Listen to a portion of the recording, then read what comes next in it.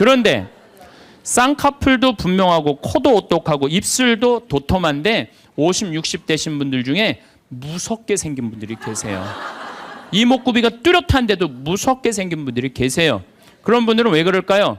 서로 죽이자, 죽자, 뭐 살자, 뭐 이렇게 말하고 20년 동안 싸운 사람은요, 아무리 예쁜 얼굴이라도 망가지게 돼 있어요. 사람은요, 어떤 말을 듣느냐에 따라서 이쁘고 이쁘지 않는 게 결정이 되는 거예요. 여러분들 남편한테, 아내한테도 그렇지만 자식한테도 뭐라 그래? 너는 내 자식이 아니라 왼수다. 나가 되져라. 이런 썩을 놈. 그러면은 자식이 어떻게 될까요? 왼수가 되고요. 바깥에 나가 돌아다니게 되고요. 썩게 돼 있어요. 근데 우리는 엄마들 자식 뜻대로 안 된다고 속상할 때 말을 함부로 하죠.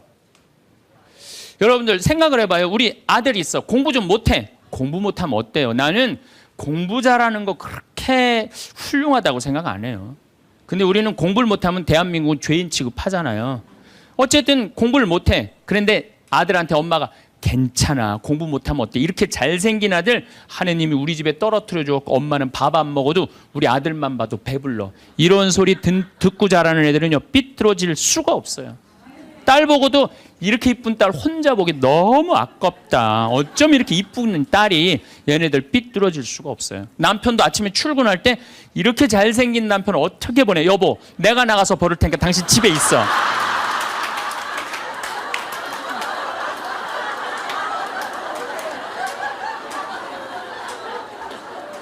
이러면은요, 남자가 돈 벌러 나갈 때 어깨 당당하게 피고 나가요. 근데 남편 출근할 때 뒷꼭지 대고 오늘 그 돈 안 갖고 들어오려면 집에 들어올 생각 꿈도 꾸지 말라고. 그럼 남자는요, 나가서 어깨 피고 돈 못 벌어요. 말에 복이 있는 거야. 말에 복이 있는 거예요. 어떤 엄마가 입만 열면 아들한테 빌어먹을 놈이에요. 빌어먹을 놈. 야, 이 빌어먹을 놈아, 밥 처먹어라. 근데 초등학교 1학년 때 반에서 1등을 했어. 근데 엄마가 한다는 소리, 빌어먹을 놈 공부 잘하네? 삶이 힘들었나 봐요. 서울대 법대를 합격을 했어. 그랬더니 엄마가 한다는 소리, 우리 빌어먹을 놈 드디어 큰일 해냈네. 근데 엄마는 그리고 돌아가셨어요. 돌아가셨는데 이 아들이 사법고시를 아무리 봐도 안 되는 거예요. 회사에 원서를 넣어도 안 되고, 선을 봐도 퇴짜 받고, 잘생기고 서울대 법대 나왔는데. 그래서 이상원이라는 그 장명하는 사람한테 가서 물어봤어요. 내 인생이 왜 이러는지 나 모르겠다고. 당신 쭉 살아오면서 무슨 얘기를 많이 듣고 살았느냐? 가만히 생각해보니까 엄마가 입만 열면은 빌어먹을 놈이라고. 그러니까 이 사람은 잘 안 되니까 동료 판사, 변호사, 검사한테 빌어먹기 시작한 거예요. 그게 당신 인생의 몸에 밴 거다. 내가 당신 관상을 보니까 당신은 빌어먹을 놈이 아니라 벌어먹을 상이다. 벌어먹을 상이다. 그래, 내가 왜 빌어먹을 놈이야? 내가 서울대 법대까지 나왔는데. 과외를 시작했어요. 과외를 시작했더니 애들이 너무너무 많이 모이는 거예요. 그래서 학원을 했어요. 학원을 했더니 돈을 너무 많이 버는 거예요. 서울에서. 그랬더니 예쁜 색시가 시집을 오고 지금은 딸 둘을 낳고 행복하게 벌어먹고 살고 있대요.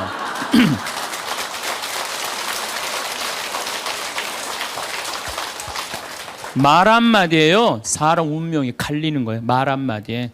여러분들은 자식이나 남편, 아내한테 정말 좋은 말을 해주느냐, 생명을 살리는 말을 하느냐, 좋은 열매를 맺는 말을 하느냐, 이거 생각해 봐야 돼요.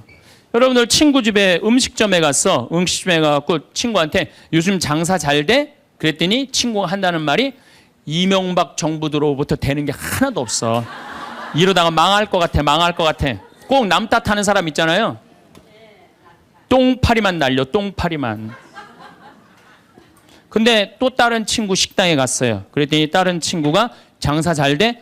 남들은 힘들대는데 우리 집엔 단골 손님들이 와갖고 내가 매일 가락시장에 가갖고 신선한 재료로 음식을 준비를 해.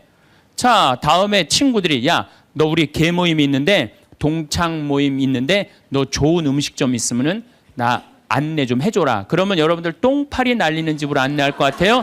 신선한 재료로 음식을 준비하는 집으로 안내할 것 같아요? 그렇죠. 말에는요, 복이 있게 돼 있어요. 제가 10년 전에 이제 강원도 평창 생태마을을 시작을 했어요. 근데 그때 사실은 주교님께서 저한테 뭐 어느 대학에 교수로 가라고 그랬어요. 근데 나는 교수보다는 평창에 가서 농사 짓고 살고 싶다. 그래서 주교님 명을 거역을 했어요. 지금 생각하면 철없었던 거였죠. 거역을 하고 내가 평창에 들어가서 이제 살기 시작했어요. 평창에 들어가서 살기 시작했는데 주교님이 반대한 거 아니에요. 평창에 가서 사는데 1년에 한 번 이제 주교님한테 신년 하례식 할 때 주교님이 물어봐요. 황 신부 거기 살만해? 너무 행복해요. 제가 이제 첫째 매주 뛰어갖고 된장, 간장, 고추장 판매하잖아요. 그럼 뭐 저기 뭐야 찾아오는 사람이 있어요. 팔릴 거 아니에요. 황 신부, 그 저기 뭐야 농산물 많이 팔려? 너무 많이 팔려요.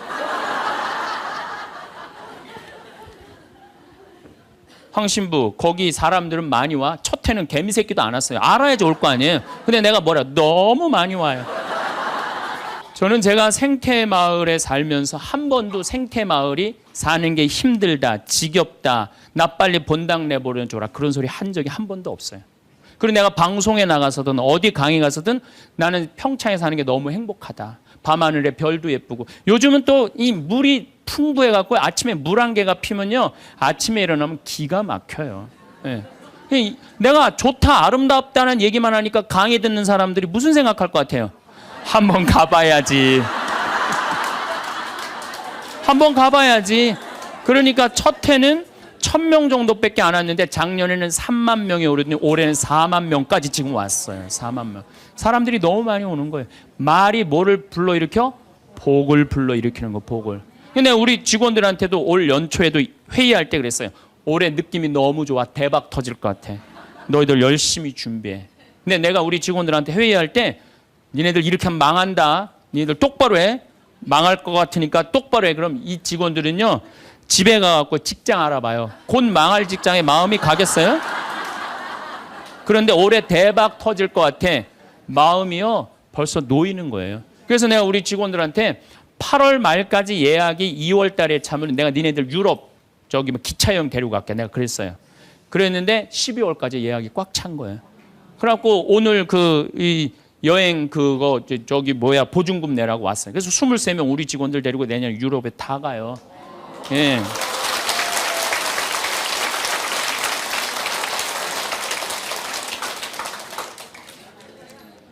제 신조는 그달에 번 건 그달에 다 쓰자. 이게 제 신조예요. 예. 올해 번 거는 올해 다 쓰자. 이게 내 신조예요. 그러니까 내가 행복하다, 많이 온다, 많이 판매된다.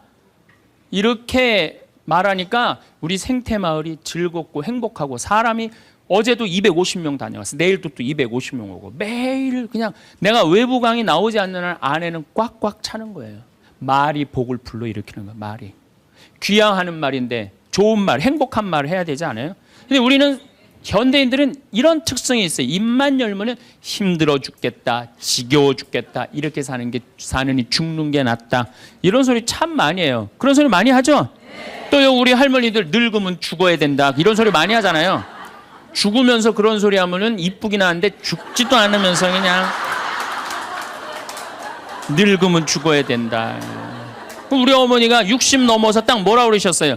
아유, 늙으면 죽어야 돼. 깜짝 놀랐어요. 내가 효도할 때가 됐는데 벌써 돌아가시면 어떡해. 그래갖고 나는 신부 5년 휴가 동안 정말 거의 내 모든 휴가는 어머니 아버지를 위해서 썼어요. 뭐 성주순례, 이스라엘, 뭐 그다음에 또 무슨 뭐 우리나라 좋대는데 금강산, 무슨 백두산 다 모시고 갔다 왔어요. 죽는다니까 빨리 갔다 와야 될 거 아니에요. 빨리 갔다 와야 될 거 아니야. 그런데 그렇게 60 넘어서 늙으면 죽어야 돼 그 소리를 했는데 깜짝 놀랐는데 요즘은 그 소리 들으면 신경질 난다니까요. 그 소리 하신 지 20년이 지났어요. 20년. 갈 생각을 안 하세요. 아버지는 피부가 더 뺑뺑하고 어머니도 더 고와지세요. 그러니까 죽지도 않을 거면서 힘들어 죽겠다, 지겨워 죽겠다, 사는 게 지겹다. 이게 말이 안 된다는 거죠. 복을 차는 거예요. 여러분들 뭐 2년 전인가 우리 서울교구 시각장애우들 100분이 우리 생태마을에 오셨어요. 정말 그분들 기쁘더라고요. 그래서 내가 뭐가 그렇게 기쁘냐 그랬더니 신부님 우린 눈에 뵈는 게 없어서 행복하다고. 눈에 뵈는 게 없어서 행복하다고. 그런데 그분 네 분이, 여러분들 제가 시각장애우들이랑 1년을 같이 살았어요. 상계동에서 1년을 살았는데 너무 잘 알아요. 그분들 뭐 젓가락 비비는 거, 뭐 노름도 다 해요. 할 거 다 해요. 예, 뭐 별걸 다 하는데, 시각이 이게 어렸을 때 열이 너무 나갖고 시각을 잃어버리는 경우 많거든. 그땐 눈알을 빼요. 이 눈알이 있는 분들이 있고 아예 알을 빼는 분들도 있어요. 근데 이 눈알을 빼면 중증들이에요. 중증들. 눈이 있어도 흐릿하게 보이는 분들도 있어요. 근데 이 눈알을 뺀 내 형제가 우리 생태마을 그 데크, 강이 내려다보는 데크에 서서 이렇게 말하는 거예요. 야, 베드로야, 내가 50년 동안 우리나라 참 많이 다녀봤는데 이렇게 경치 좋은 데는 처음 본다. 그래서 내가 물어봤어요. 아니, 이게 경치 좋은지 당신들이 어떻게 아느냐 그랬더니, 신부님, 강물 소리 들리지 않느냐, 강물 소리, 새 소리 들리지 않느냐 이거야. 그 다음에 느티나무 바람에 흔들리는 소리 들리지 않느냐. 또 5월 달에 오셨는데 아카시아 향기, 공기, 이렇게 경치 좋은 데는 처음이라는 거야. 얼마 전에도 우리 생태마을에 교수님인데 60에 시력을 잃기 시작해갖고 65세 완전히 시력을 잃으신 교수님이 오셨어요. 근데 그분이 나하고 밥을 먹으면서 이런 말씀을 하시더라고요. 신부님, 저도 오래간만에 새벽에 강물 소리, 너무 듣기 좋은 강물 소리 들어서 3시간 동안 강물 소리에 흠뻑 젖었다는 거예요. 그리고 새벽에 새가 우는데 너무 자기 오래간만에 행복했다고. 근데 여러분들은 이 두 눈으로 온 세상을 다 보면서도 사는 게 지겨워 죽겠어, 이렇게 사느니 죽는 게 나, 눈이 아깝다 이거예요. 눈이 아깝다. 눈알 하나 갈아 끼는데 얼마 들어? 1억 들어. 1억. 2개 갈아 끼면 2억이야. 2억. 지금 난 눈 뜨고 쳐다보고 있는 분들 지금 2억 지금 깔고 있는 거예요. 지금 2억. 심장 하나 갈아 끼는데 5천, 간 갈아 끼는데 7천, 신장 갈아 끼는데 3천이야. 그럼 이거 3억 5천이에요. 3억 5천. 여러분들 팔 하나 이거 의족으로 갈아 끼는데 400이에요. 양팔 800, 양다리 1600. 대충 따지면 여러분 한 5억 정도 되는 거예요. 그리고 더욱이 여기 지금 걸어오신 분은요, 적어도 5억짜리로 지금 끌고 온 거예요. 5억을 갖고. 그리고 여러분들 그 눈, 다리, 손가락, 발가락 다 붙어있는 식구 4명이 밥을 먹으면은요, 20억이 앉아서 먹는 거. 20억이 앉아서.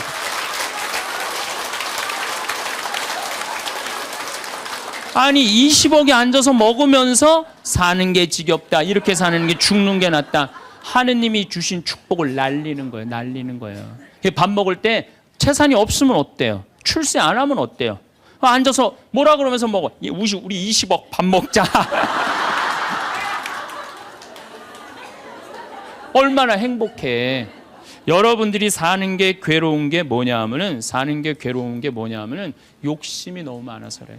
그래서 입에서 나오는 게 지겹고 불만만 나오는 거야. 사는 게 힘들면은 좋은 소리가 안 나오잖아요. 욕심이 많으면 사는 게 힘들어져요. 사는 게 힘들어서 욕심이 생기는 게 아니라 욕심이 많아서 사는 게 힘들어집니다. 여러분들, 욕심만 안 피면요, 우리 인생 괴롭지 않아요. 그러니까 괴로운 사람들은 입만 열면 힘들다. 그런데 이게 누구끼리 제일 서로 죽이는 말을 많이 하느냐, 복을 이제 서로 빌어줘야 되는데, 누구끼리 제일 많이 아픈 말을 하느냐면 부부끼리 제일 많이 아픈 얘기를 많이 해요. 근데 참 나도 남자지만은 여자 참 이해하기 힘든 존재예요. 여자 이상하고 요상하고 괴상하고 아주 복잡하고. 나만 그런 줄 알았더니 스티븐스 호킹스 박사라고 있어요. 스티븐스 호킹스 박사. 이 사람이 나이가 71인데 작년에 뭐라고 그랬냐면은, 자기는 140억 년 전에 우주에서 벌어진 일도 다 아는데 자기는 아직도 여자의 95%를 이해를 못 하겠다고 그래요. 아니, 그 유명한 사람도 95%를 이해를 못 하겠다고 그러는데 나는 더 모르죠. 네. 여자를 이해하지 못하니까 여자한테 폭력을 쓰는 거예요. 제가 신학교 1학년 때 주일학교 중고등학교 아이들을 데리고 한 20명 정도를 데리고, 한 200명 정도를 데리고 여름 캠프를 갔어요. 우리 때는 4박 5일 가고 그랬어요. 섬강이라는 데를 갔는데 애들이 이제 수요일 날 이제 세 번째 날 전부 이제 강에 들어가는 프로그램이야. 근데 여선생 하나가 고개를 꼬고 안 들어가는 거예요. 그래갖고 아니 다 들어가는데 저 선생은 왜 저 물에 안 들어가느냐? 저 선생 프로그램에 참여시켜라. 빨리 집어넣어라. 그랬더니 다른 선생님들이 오더니 학사님 안 된다는 거예요. 저 선생님 오늘 그날이라는 거 그날.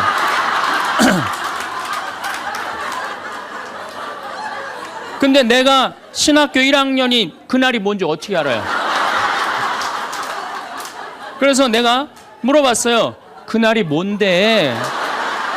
아, 학사님 오늘 저 선생님 그날이라 안 된다니. 오늘 물에 들어가는 날 지금 그날이 뭔데?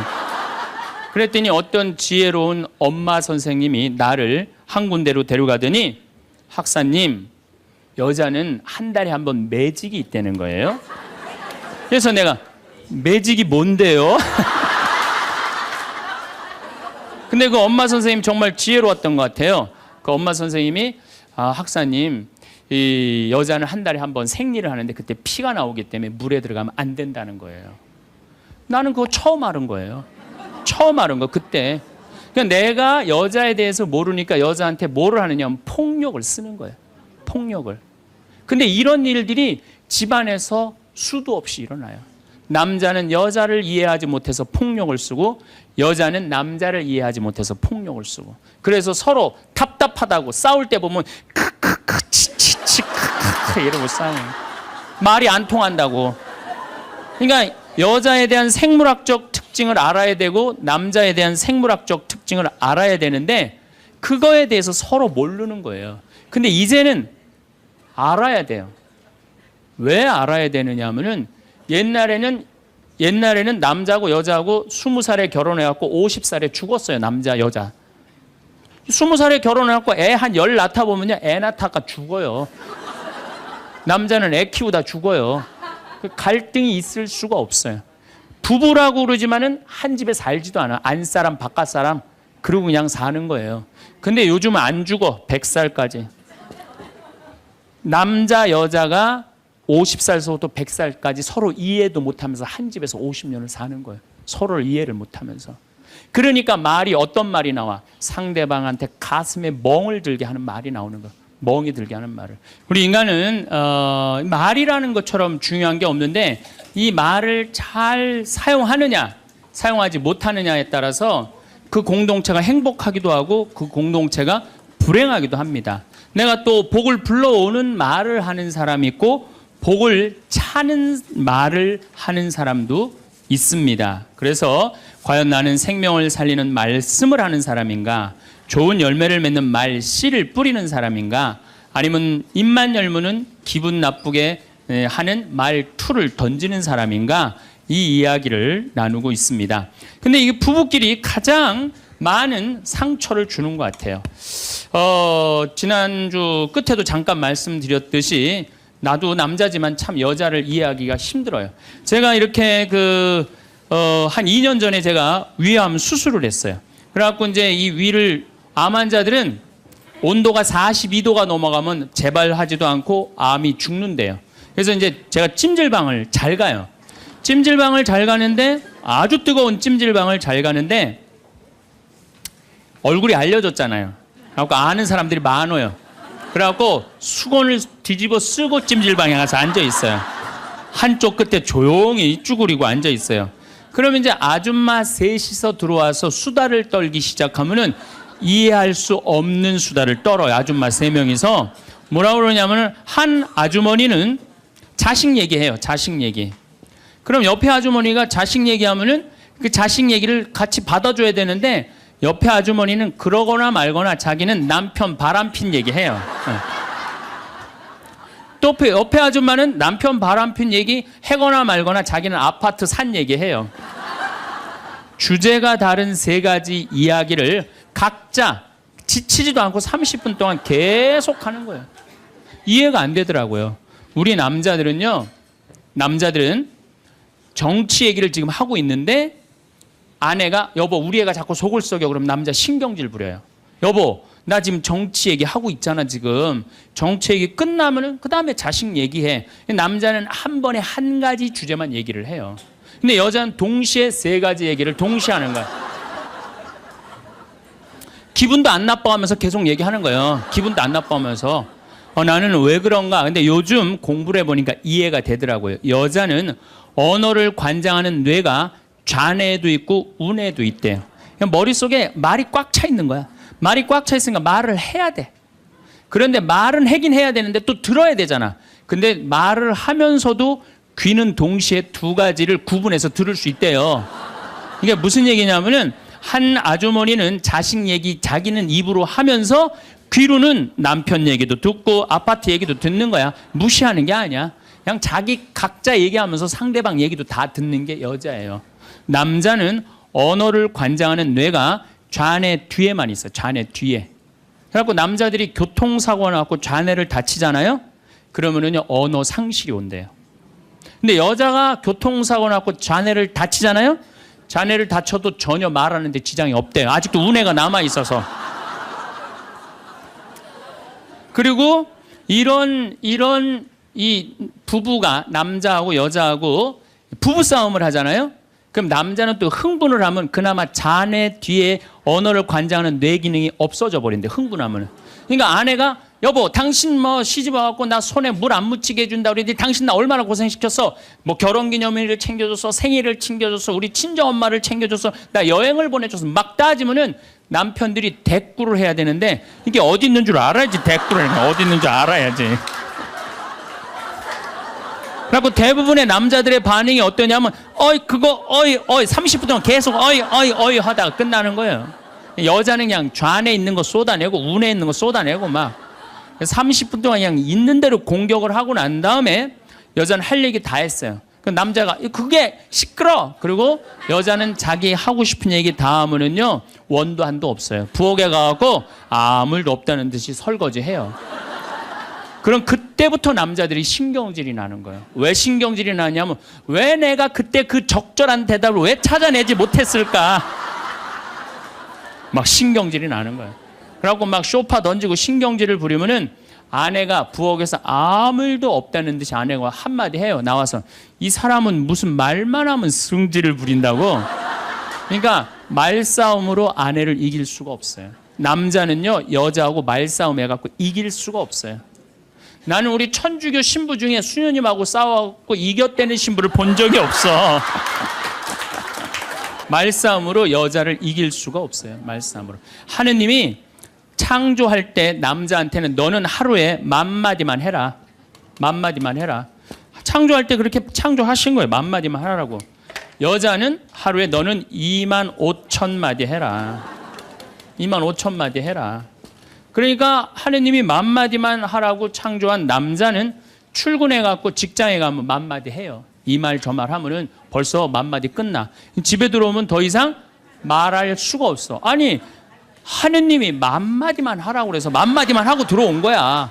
집에 들어와서는 더 이상 할 얘기가 없는 거예요. 할 의무 끝냈어. 근데 우리 여기 있는 자매님들도 남편 출근하고 애들 학교 가도 혼자 있으면서도 10,000마디 해요. 멸치 대가리 따면서 너는 어디서 잡혀서 우리 집에 왔니? 꽁치 다듬으면서 너도 어디서 잡혀서 왔니? 그리고 막 테레비 보면서도 테레비하고도 얘기해요. 그냥 테레비하고도 얘기해요. 막 테레비하고도 얘기하고 그렇게 10,000마디 해요. 10,000마디 하고 저녁에 이제 몇 마디가 남았냐면 15,000마디가 남은 거야. 이 15,000마디를 누구하고 하고 싶으냐면 남편하고 하고 싶은 남편. 그래갖고 저녁 차려주고 남편한테 여보 그 옆집 여자 말이야. 오늘 저녁에 같이 저녁 찬거리를 사러 시장에 나갔는데 그 여자는 김치찌개 거리를 돼지고기 한 근만 사면 되는데 5근이나 사고 정신 나간 여자야. 그러니까 그냥 살림이 그 모양이지. 이랬는데 남자는 이미 더 이상 말하기 귀찮은 거예요. 그래서 남편이 한마디 해요. 쓸데없는 소리 하지 말고 부엌에 와서 국이나 더 떠오라고. 그럼 여자는 미치는 거예요. 아직도 15,000마디가 남아있는데 국 떠오라고 그러면 미치는 거예요. 근데 저도 이 말에 저도 동감을 해요. 왜냐하면 저는 10,000마디만 하게 창조된 인간이잖아요. 그런데 나는 이렇게 강의를 하면 10만 마디를 해요. 10만 마디. 10만 마디라니까 사실은 난 사제관에 우리 생태마을에서 강의하고 사제관에 딱 밥 먹으러 저녁에 내려가잖아요. 한마디도 하기 싫어요. 한마디. 근데 우리 밥 해주는 자매님이 밥하고 난 다음에 뭐 이런저런 얘기할 거 아니에요. 뭐 개도 내가 5마리 키우니까 개 얘기도 하고 뭐 어쩌면 대꾸하기가 싫은 거예요. 그래서 한동안 대꾸를 안 했어요. 대꾸를 안 하니까 굉장히 기분이 나쁘잖아요. 신부님이 대꾸를 안 하니까 안 되겠더라고요. 그래서 하루는 불러서 내가 얘기를 했어요. 남자는 하루에 10,000마디만 하게 창조됐는데 내가 10만 마디를 한다. 그래서 나는 정말 대꾸하기가 싫다. 한마디도 하기 싫다. 그냥 밥만 먹고 싶다. 나한테 앞으로 말 시키지 말아라. 제가 얘기를 했어요. 얘기를 했는데도 그래도 우리 자매님도 여자인지라 말을 하잖아요. 그럼 막 말을 하는데 내가 얘기했는데 말하니까 신경질을 나잖아. 내가 인상을 딱 쓰면은 자매님이 한마디예요. 신부님 대꾸하라는 게 아니야. 그냥 나 떠드는 거니까 그냥 밥만 먹으라는 거야. 이게 뭐냐면은 이게 합의가 된 거예요. 합의가 된 거야. 그러니까 그냥 떠들어 그냥 떠. 난 대꾸 안 하는 거 이해하고 떠드는 거 이해되는 거야 서로. 내가 보기에는 많은 부부들이 특히 우리 자매님들이 남편이 막 목석같이 있으면 이런 말을 해. 나는 사는 게 하나도 재미가 없다. 그러죠? 남편이 목석 같으니까. 그런데 남편이 목석이 아니에요. 원래 창조되기를 그렇게 창조된 거예요. 10,000마디만 하게 창조된 거예요. 그러니까 여러분들은 유일한 실수는 10,000마디밖에 할 줄 모르는 인간이랑 결혼한 게 유일한 실수예요. 더 놀라운 건 뭐냐면은 한 아주머니는 자식 얘기하고 한 아주머니는 남편 얘기하고 한 아주머니는 아파트 얘기하면서 손으로는 달걀을 까먹어 간다는 거예요.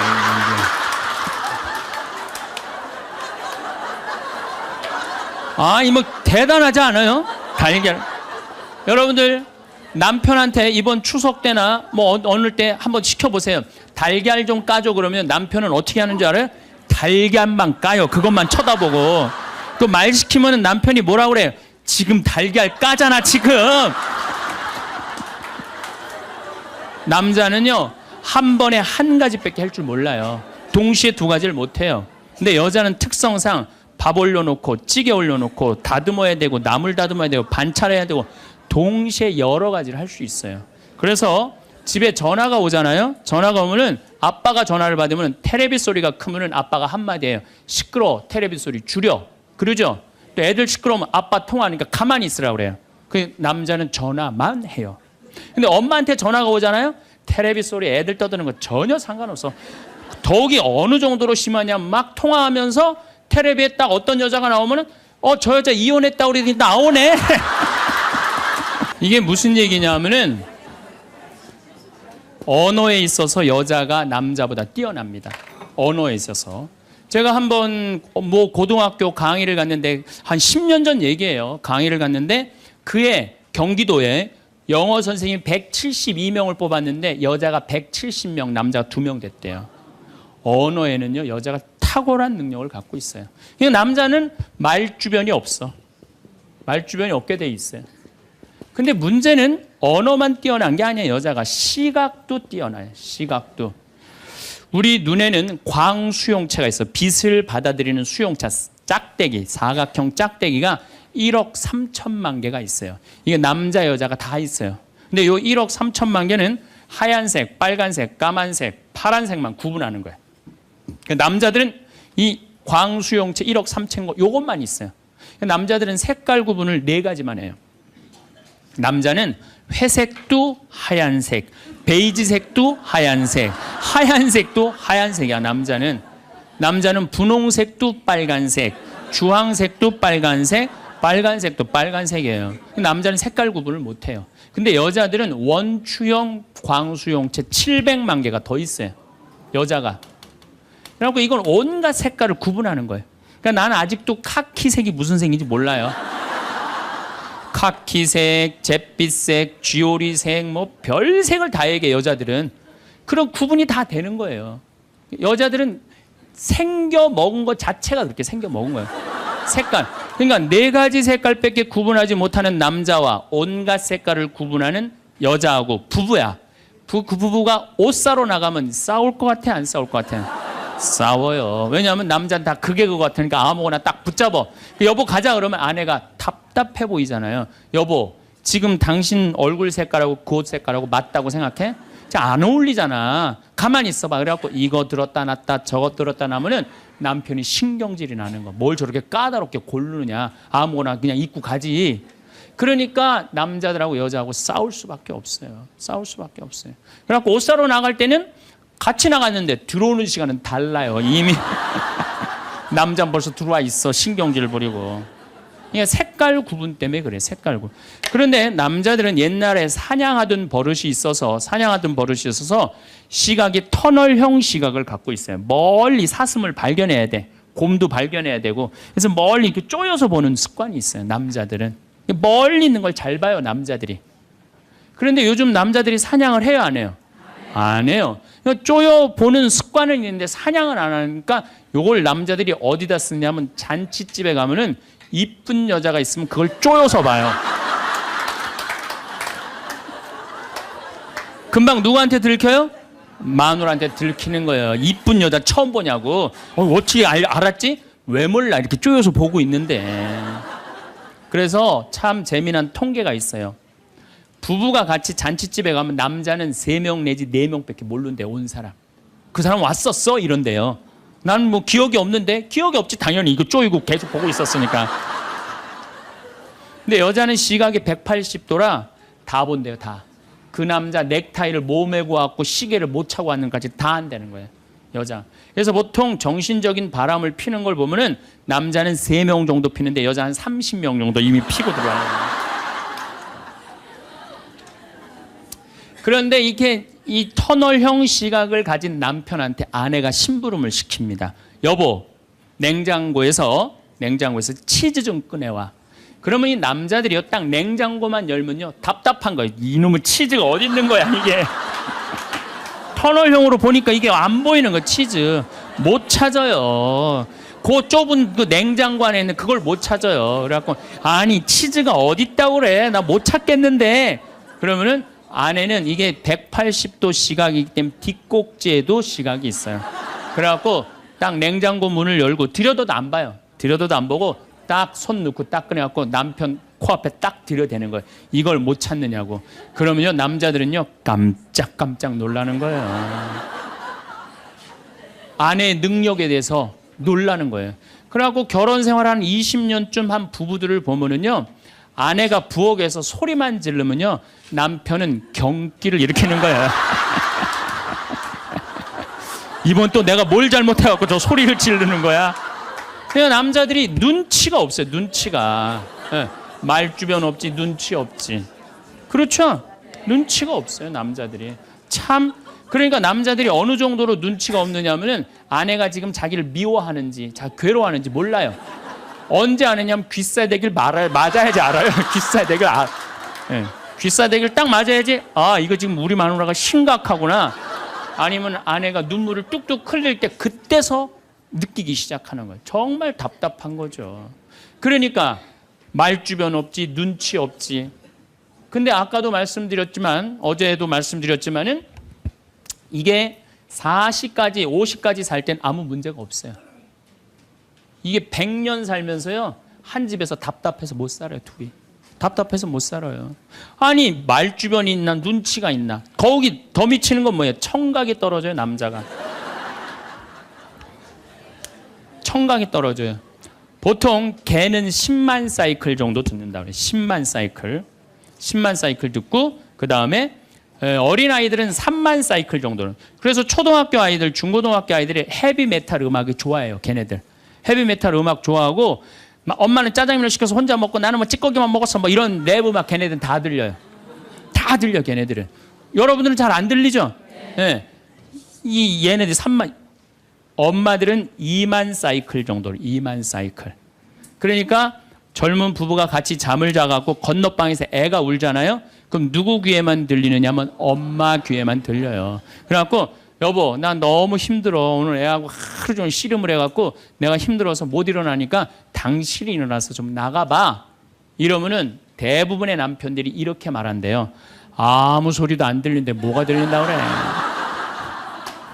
예민하게 굴지 말고 잠이나 자. 그러면은 누가 일어나서 나가느냐면은 아내가 일어나서 나가는 거, 엄마가 일어나서 나가는 거. 그러니까 아내들은 남편하고 살면 살수록 더 답답한 거야. 말주변이 있나 눈치가 있나 말귀를 알아듣나.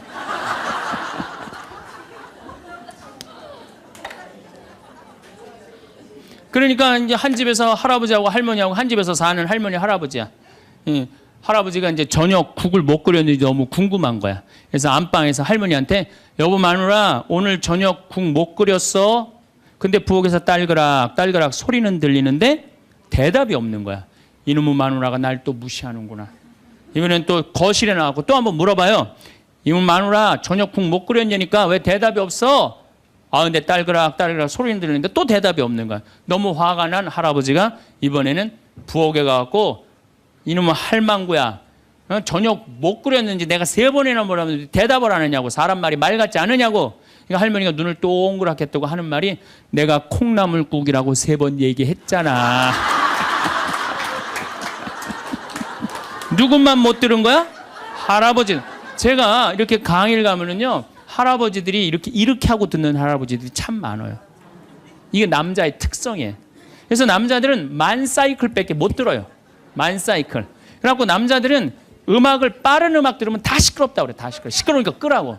그저 남자한테 음악이라고 그러는 거는 꿍짝짝 꿍짝짝 어머나 어머나 이러지 마세요. 이런 음악만 음악이에요. 남자는. 그래서 30대 40대가 넘으면 트로트를 좋아할 수밖에 없어. 남자들은. 빠른 음악을 안 들리니까. 한 28,000 사이클 정도가 보통 우리 음악에서 나오는 헤비메탈 음악이거든요. 그러니까 못 듣는 거예요. 그 다음부터는. 그러니까 말귀 못 알아듣지, 눈치 없지, 말 주변 없지. 자, 요즘 어떤 할아버지가 할머니하고 같이 한 집에서 사는데 그런 거예요. 이제 냉장고가 고장이 났고 애프터 서비스를 불렀어. 애프터 서비스를 딱 불렀는데 애프터 서비스 하고 난 다음에 갔어. 근데 요즘은 참 대한민국이 애프터 서비스 끝나고 나면은 고객센터에서 전화하잖아요. 고객님 매운 만족하십니까? 보통 만족하십니까? 저 설문조사를 하잖아요. 근데 이게 또 할아버지가 전화를 받았네. 아 냉장고 고쳤는데 이제 애프터 서비스라고 전화를 했는데 애프터 서비스 센터에서 전화했다 그러니까 뭘 또 애프터 서비스를 해주느냐? 그래갖고 뭐라고 그러니까 할아버지가 할머니한테 그런 거예요. 여보 마누라 요즘 이상해. 냉장고 고쳤는데도 뭐 매운 만두 먹을래요? 보통 만두 먹을래요? 그렇게 물어보는데 말귀를 못 알아들어요. 말귀를. 그러니까 60이 넘어가기 시작하면 할머니들 목소리가 커지기 시작해요. 막 할아버지한테 막 소리 지르는 거예요. 소리 지르는 이가 말귀를 못 알아들으니까 소리를 지르기 시작하는 거예요. 점점 나이 먹으면 할머니들은 거칠어지고 그러니까 말귀를 못 알아들으니까 기억력까지 떨어지게 돼 있어. 동시에. 그러니까 어떤 할머니 할아버지가 또 한 집에서 살면서 할아버지가 너무 배가 고픈 거예요. 할머니한테 심부름을 시켰어요. 여보 마누라 좀 부엌에 갖고 냉장고에서 우유하고 아이스크림 좀 갖다 줘. 나 배가 고파. 그랬더니 할머니가 막 일어나면서 가려고 그랬어요. 그랬더니 할아버지가 신경질을.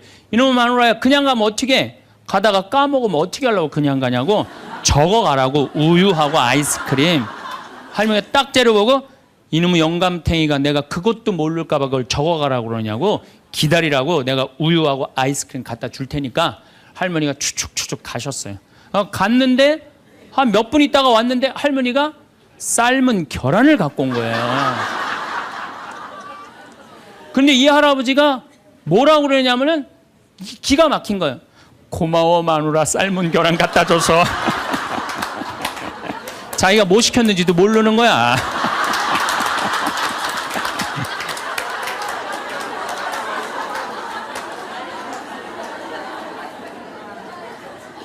자, 여러분들 남자하고 여자는 이렇게 달라요. 그리고 50이 넘어서면서부터 여자가 능력이 뛰어나요. 여자가. 그러니까 남자는 사실은 말주변도 없지, 눈치도 없지, 말귀도 못 알아듣지. 여기 지금 형제님들 몇 분 오셨는데 내가 60 넘어갖고 100살까지 집에서 안 쫓겨나고 살 수 있는 비법이 하나 있어요. 내가 마누라 옆에서 붙어서 사는 비법이 하나 있어. 내가 그거 비법을 알려드릴 테니까 여기 형제님들 내가 알려주는 대로 사시면 돼요. 그저 비법이라는 건 뭐냐면은 마누라가 시키는 대로 하고 사세요.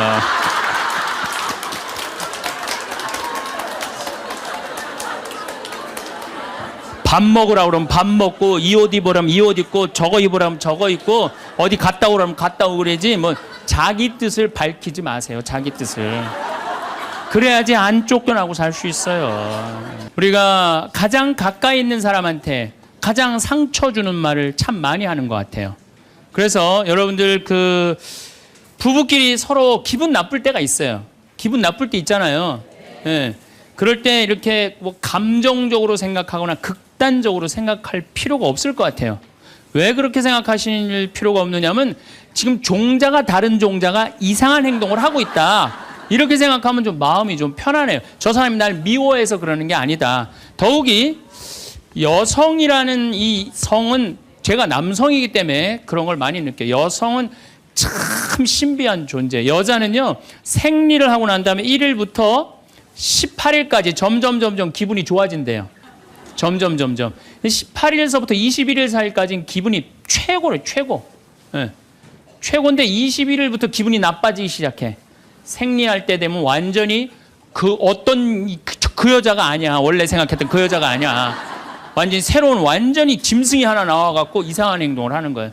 그러니까 여자는 기분이 좋고 나쁘고 너무 분명해요. 좋을 때는 한없이 좋고 나쁠 때는 또 한없이 나쁜 경우가 있어요. PMT라고 이게 그 여자는 그 생리 전 긴장감이 있대요. 이 현상이 있어갖고 여자의 감정을 남자들이 내 말로는 난 도저히 이해가 안 돼. 이 주기를 몰라서 그래요. 더욱이 여자가 한 18일에서 21일 사이는 기분이 얼마나 좋으냐면은 처녀 때도 이때 만약에 파티장에 가고 술을 먹는데 남자를 보면은요 모든 남자가 다 멋있게 보인대. 그래갖고 그냥 이때 그냥 술 먹고 호텔에 다음날 아침에 깨보면 어머머 내가 미쳤어 내가 왜 그랬지? 이런 일이 이때 벌어지는 거예요. 그래서 보통 보면은 이렇게 부부들 보면 너무 예쁜 여자하고 이상하게 생긴 남자가 부부로 사는 경우가 있어요. 이 경우는 18일에서 21일 사이에 만난 경우에 이 경우는 전혀 어울리지 않는데도 같이 사는 경우가 있어요. 그걸 뭐 번개 맞은 사랑, 운명 같은 사랑 그런 거 아니에요. 그런데 이게 결혼할 때만 이런 현상이 일어나는 게 결혼하고도 계속 이 주기가 반복되는 거예요. 그러니까 남자들도 이걸 이해를 못하니까 답답한 거. 저 여자가 왜 저러나? 느닷없이 왜 신경질을 부리지? 또 느닷없이 너무너무 잘하고. 이런 주기, 본인들도 아마 그런 주기에 대한 인식이 있으실 거예요. 인간이라는 게 그렇게 복잡한 것 같아. 근데 옛날에는 이렇게 복잡해도 몰라도 됐어요. 그냥 참고 살고 그냥 견디고 살고 성당에서 십자가 생각하고 참으라고 그러면은 그냥 참고. 그리고 옛날에 제가 20년 전만 해도 뭐 신부님 남편이 때려요, 뭐 남편이 바람 펴요 그러면 저도 그랬어요. 참고 살으라고. 왜 참고 살? 좀만 참으면 죽으니까 그냥. 죽으니까 참고 살라고 그랬어요. 그 옛날엔 더 했죠. 그 옛날에는 뭐 100년 전, 200년 전에는 참고 살면 둘 중에 하나 아무나 빨리 죽으니까 그냥. 근데 요즘은요, 한 40살 된 사람이 남편이 때려요, 바람 펴요, 빚만 만들어놔 이러면요, 참고 살라고 얘기하기가 참 두려워요. 왜냐하면 참고 100년을 더 살아야 되는데, 그거는 또 다른 형벌이거든요. 그러니까 여러분들도 이제는 남자라는 이 동물을, 짐승을, 종자를 이해를 하셔야 돼요. 남편을 이해하라는 게 아니에요. 남자가 생겨먹은 게 어떻고, 또 여기 있는 우리 형제님들은 여자가 생겨먹은 게 그러면 훨씬 좀 덜 싸울 거예요. 덜 크크크 치치치 카카카 된다니까. 그런데 이제 부부끼리도 서로에 대한 이해가 필요하지만은 여러분들 자녀에 대한 이해가 필요합니다. 자녀를 이해하셔야 돼요. 그리고 자녀하고 대화를 해야 돼요. 자녀하고 대화를 해야 되는데 우리나라 엄마들은 참 편안하게 교육해요. 딱 한마디만 하면 되니까 공부해. 이건 절대 교육이 아니에요. 절대 교육이 아니에요. 작년 3월 13일 날 고등학교 3학년 남자아이가 엄마를 죽였어요. 목으로 칼을 찔러서. 그런데 얘가 전국 4천등 하는 아이였대요. 모의고사에. 전국. 근데 엄마는 전국 1등 하라고 그래요. 전국 1등. 나는 전교 1등은 들어봤어도 전국 1등은 처음 들어봤어요. 전국. 자식한테 전국 1등 하라고 1등을 하라고 강요한 엄마는 처음 들어봤어요. 근데 얘는 전국 4천 등이면요 서울대 들어가요. 왜냐면 1년에 서울대 4천 명 정도 뽑거든요. 4천 명 정도 뽑으면 뭐 카이스트, 경찰대 뭐 이런 데 다 빠지면은요 서울대 들어가고도 남아요. 그런데 얘는 전국 63등으로 고친 거야. 63등인지 62등인지. 내가 고등학교 때 반에서 받은 등수야 이거야. 고등학교. 그런데 엄마가 이 성적표를 받아보고 아이를 야구방망이 골프채로 8시간을 두들겨 팼다는 거예요. 엄마가 전국 1등 하라고 그랬더니 왜 전국 62등 하느냐. 근데 3월 14일이 무슨 날이냐면 학부용 진학 상담하는 날이야. 얘는 전국 62등도 8시간 두들겨 맞았는데 이거 전국 4,000등 걸리면은 나는 죽는다. 그래갖고 엄마를 미리 죽인 거예요. 얘 지금 감옥에 가 있어요. 1차 재판 끝났어요. 3년형인가 지금 나왔어요. 나는 얘는 엄마를 죽였다고 생각하지 않아요. 시험 감독관을 죽인 거예요. 시험 감독관을. 근데 우리는 자녀들한테 공부하라는, 왜 공부해야 되는지, 인생에 대한 철학, 삶의 진리 이런 얘기 전혀 하지 않아요. 그냥 무조건 공부하라. 무조건 공부하라 그래. 그러니까 애들이 왜 공부해야 되는지도 모르고 부모가 하라고 그러니까 지겨워도 하는 거예요. 그러니까 부모가 지겨운 거예요. 부모가 지겹고 부모하고 말을 섞기 싫고. 여러분들 맨날 초등학교 이제 한 5학년만 되면은 남편이 맨날 술 먹고 들어와. 남편이 요즘 경기가 안 좋아갖고 400만 원을 벌어야 되는데 150만 원밖에 못 벌어.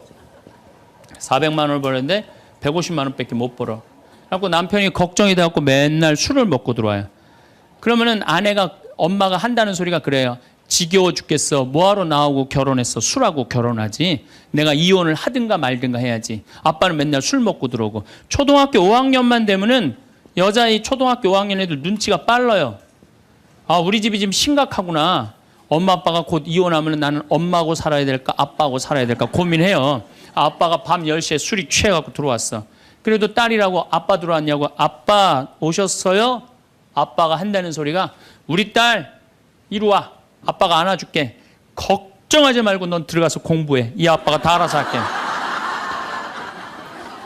아니, 엄마는 이혼한다는데 뭘 다 알아서 한다는 거야. 근데 엄마는 지겨워 죽겠어. 내가 이혼하든지 말든지 이런 소리 하면요, 얘는 마음 잡고 공부 못합니다. 공부하란다고 공부하는 게 아니거든요. 정말 지혜로운 엄마는 어떤 엄마인 줄 알아요?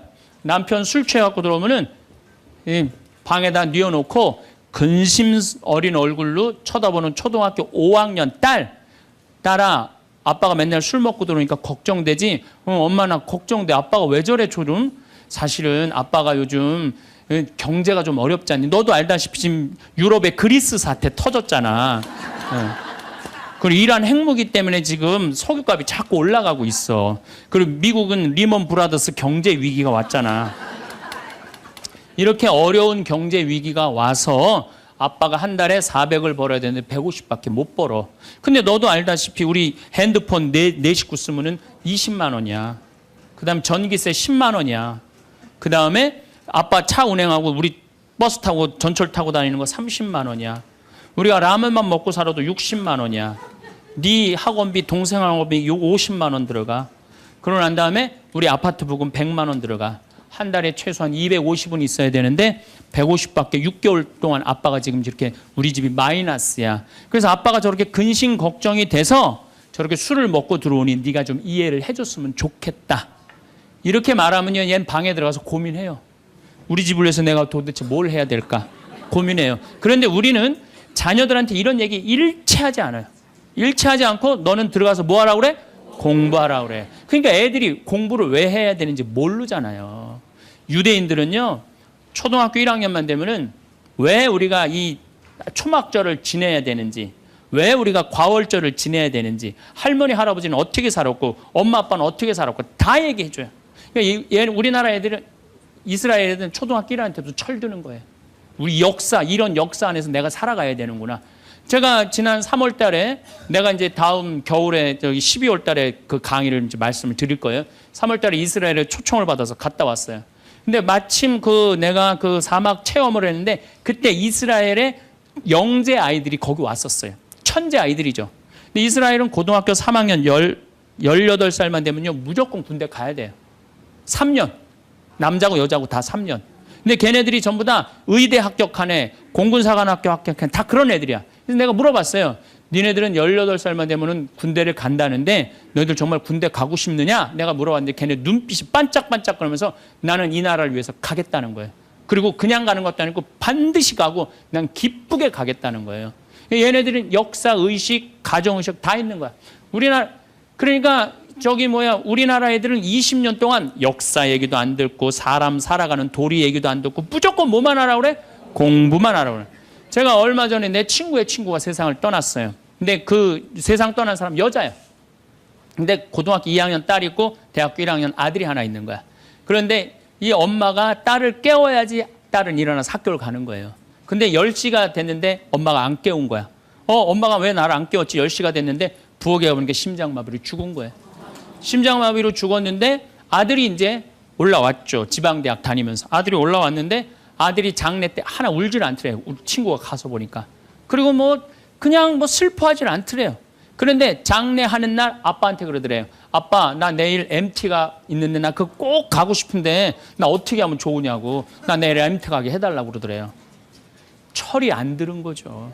그런데 여러분들, 얘가 철이 왜 없을까요? 누가 이렇게 철없이 키웠을까요? 부모가 철없이 키운 거예요. 뭐 하라고 그런 거야? 공부하라고 그러는 말 외에는 한 얘기가 없는 거예요. 공부하라는 얘기. 우리 집에 이 형제가 4형제. 근데 우리 둘째 형이 머리가 나빠요. IQ가 99에. 난 126인데. 근데 우리 둘째 형이 중학교 1학년 때 어느 날 갑자기 공부를 잘하는 거예요. 반에서 1, 2등을 하는 거예요. 그리고 좋은 고등학교 가고 좋은 대학 나와서 대기업 하고 요즘 아주 그냥 번듯한 회사의 사장이에요. 그래서 내가 3년 전에 형한테 물어봤어요. 형은 IQ가 자기 항상 그러니까 난 99밖에 안 된다고. 형은 IQ가 99밖에 안 되는데 왜 이렇게 공부를 잘하고 사회에서 이렇게 정말로 남들 부러워하는 자리까지 올라갔느냐고. 왜 IQ가 99밖에 안 되는데 왜 갑자기 공부를 잘하느냐고 내가 물어봤어요. 근데 형이 이런 말씀을 저한테 하더라고. 형이 신부님, 내가 중학교 1학년 때 아버지가 간 수술했어요. 큰 간 수술을 했어요. 난 초등학교 4학년 때 기억나요. 아버지 병원에 가면 천도복숭아 따먹었던 거 기억나요. 그리고 아버지가 퇴원을 하고 다음날 허리를 구부리고 출근을 하시더래요. 근데 우리 형이 보니까 어머니가 그랬대요. 여보, 며칠 쉬었다가 나가라고. 그렇게 허리를 구부리고 어떻게 출근을 하느냐고. 근데 아버지가 그러더래요. 나는 내 자식 먹여 살리고 공부시키려면 오늘부터 나가야 된다고. 그 일주일 동안 이 99짜리 IQ가 지켜본 거예요. 일주일 동안 지켜보면서 자기가 그런 생각을 했대요. 내가 저 아버지를 위해서 해야 되는 건 공부다. 그래갖고 이 99 IQ가 코피가 터져가면서 공부를 한 거예요. 근데 그 아들은 내가 봐도 그때부터 효자인데 지금까지도 효자예요. 왜? 부모의 삶에 동참했기 때문에. 여러분들은 자녀를 여러분들의 삶에 얼마나 동참시키세요? 어제 내가 평창에서 강의를 했는데 할머니 한 분이 평생 한 번도 그런 얘기 안 했대, 자식한테. 먹여주고 재워주는 거 외에는 한 게 없다는 거예요. 여러분들, 개는요, 10마디 알아듣는데요. 기다려, 앉아, 손, 엎드려, 이 정도 알아듣는데요. 그리고 원숭이는 한 30마디 알아듣는데, 자기네들끼리도. 사람은 적어도 하루 한 집에서 살면서 10,000마디는 해야 된대요. 근데 우리가 자녀들한테 무슨 얘기해? 일어나, 밥 먹어, 학교 가, 숙제, 공부해, 시험은 10마디 정도밖에 안 한 거야, 20년 동안. 어떤 하느님을 사랑하는 거, 사람을 사랑하는 거, 살아가면서 사람의 도리, 우리 집안의 내력, 그런 얘기 생전 안 하는 거예요, 생전. 내가 어떤 고민을 하는지, 내가 어떤 갈등 속에서 사는지, 아빠하고 어떤 추억이 있는지 그런 거 전혀 모르는 거예요. 밥만 먹여주는 그러니까 10마디 이상 안 하는 거예요. 그러니까 내가 자녀를 키우면서 계속 들어가서 공부해 10마디 이상 안 한 이 집은 무슨 집이냐? 개 같은 집이에요. 개 같은 집. 사람 집이 아니에요. 사람 집이 아니에요. 다정한 대화를 할 수가 없는 거야. 그러니까 우리 이 둘째 아들은 정말 그때부터 지금 나이가 50이 넘었는데 아직까지도 효자예요. 그래서 내가 이렇게 나보다 신부가 됐으면 더 잘 살았을 거예요, 둘째 형이. 근데 큰 형은 이제 우리 어머니 아버지가 이제 휴가를 이제 우리 생태마을, 요즘은 이제 거의 못 오시는데 휴가를 오면 이제 누나, 큰아들, 둘째 아들이 돌아가면서 모시고 와요. 근데 이제 큰아들도 자기도 조그만 공장을 하는데 막 이제 바쁘니까 바쁜 와중에 어머니, 아버지 모시고 오는 거 아니에요. 오다가 어머니가 아이고 얘야 묵주를 까먹었다 그러면 신경질을 부린대요. 바빠 죽겠는데 어떻게 하라고 그러냐고 지금. 일주일만 손가락으로 하고 오라고 그냥. 그런데요.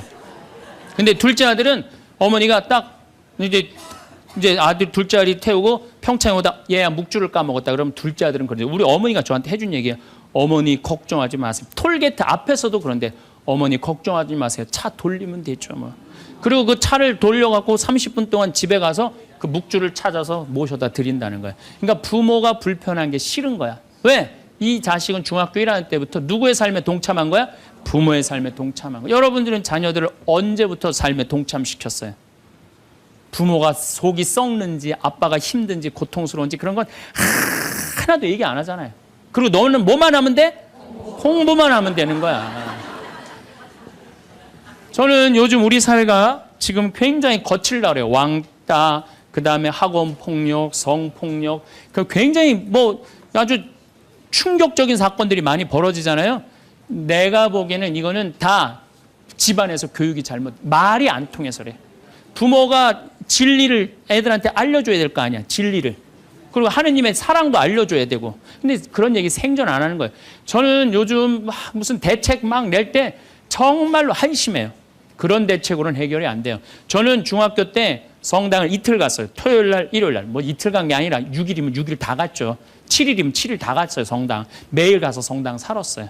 그 성당 가면은 매일 교리 배우고, 거룩한 거 배우고, 진리 배우고, 사람 사랑하는 거 배우고, 사람 배려하는 거 배우고. 그랬잖아요. 학원이 무슨 학원이야. 토요일 날 일요일 맨날 친구들하고 이 순교자 성월에는 유대철 내가 그때 주인공 됐었어. 유대철 연극하고 성탄 때는 또 저기 뭐 성가 연습하고 문학적으로 심성적으로 신앙생활을 했을 때는 아이들이 거룩하고 그중에 또 뭐 신학교 간 뭐 학사님 있으면 그 학생이 너무너무 부러우면 나도 한번 신부로 살아볼까? 또 수녀원 간 사람 있으면 또 이 여자아이들도 나도 저렇게 아름다운 수도자로 살아볼까?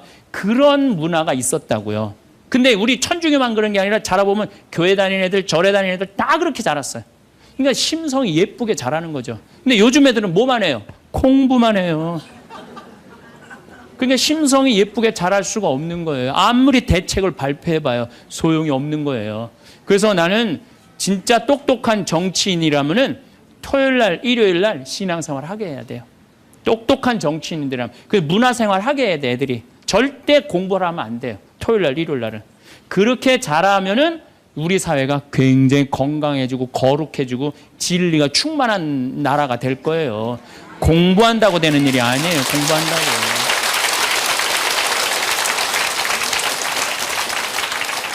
그러니까 자식들하고 대화를 하려고 해도 대화를 해본 적이 있어야지 대화를 할 거 아니야. 공부하라는 말 외에는 해본 적이 없는데. 그래서 엄마 명동에 어때? 좋았어? 좋았어. 어떻게 좋았어? 그냥 좋았어. 넌 들어가서 빨리 공부해. 자, 그렇다면은 내가 어떻게 하면 대화를 잘할 수 있을까? 말을 잘할 수 있을까? 첫 번째, 들어라. 우리가 이게 부족해요. 듣는 게 부족해. 우리나라 사람들이 듣는 게 부족해. 제가 평택에서 본당 신부할 때 교우가 한 5,000명 됐었어요. 본당 신부 혼자 하는데 하루에 고해성사를 200명, 300명이 보는 거예요. 너무너무 힘든 거야. 그러니까 내가 주일날 막 교우들이 1분 이상 고해를 하면 막 신경질이 나는 거야.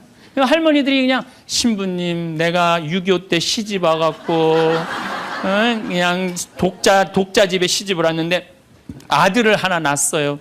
아들을 하나 낳았는데 그놈이 독자라고 내가 너무 오냐오냐 해서 키우다 보니까 이놈을 장가를 보냈는데 이놈이 이혼을 해갖고 손자를 나한테 맡겨갖고 내가 지난주에 그 손자 찾으러 다니느냐고 주일미사를 빠졌어요. 아, 주일미사 빠졌는데 왜 6.25 전쟁부터 시작을 해. 그래서 내가 그래요.